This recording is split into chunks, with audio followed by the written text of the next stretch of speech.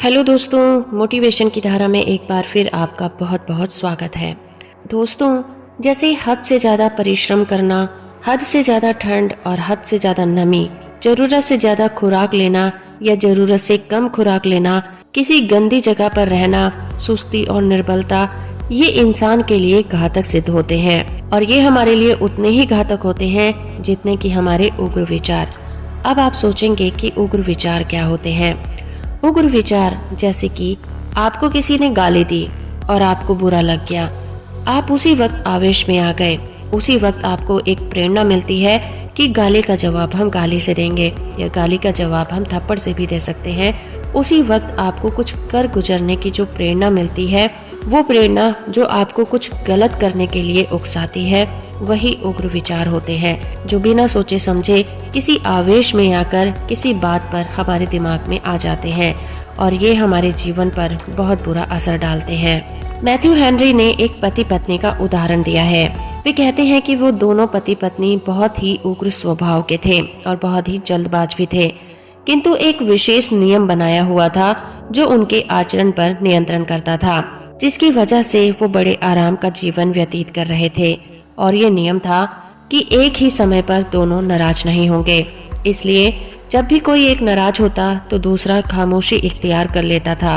अब इस तरह की स्थिति में कोई कब तक बोलता रह सकता है, उसे चुप होना ही पड़ता था और झगड़ा वहीं खत्म हो जाता था।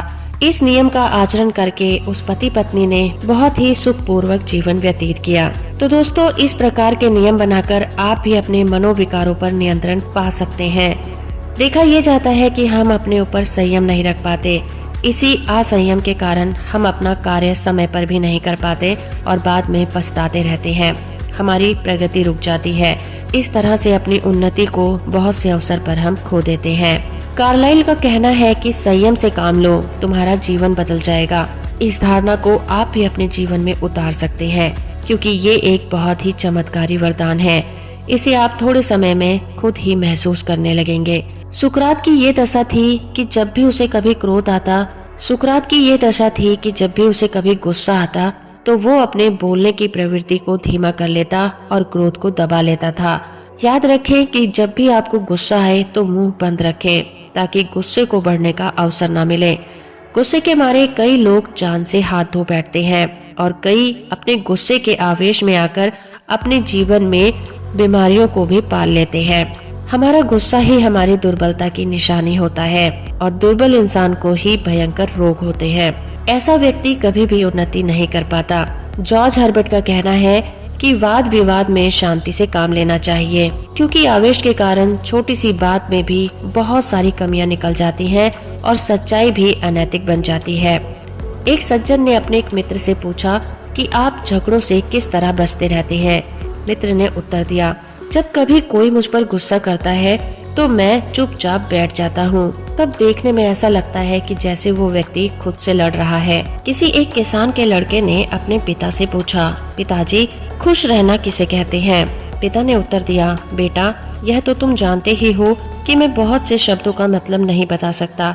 इस शब्द का मतलब भी मुझे नहीं पता, लेकिन एक बात का ज्ञान रखता हूँ कि इसका अभिप्राय क्या है। शायद तुम्हें याद होगा कि तुम्हारे एक ताऊ थे। मेरा विचार है कि अगर संसार में कभी कोई खुश हुआ है तो वो तुम्हारे ताऊ हेनरी ही थे।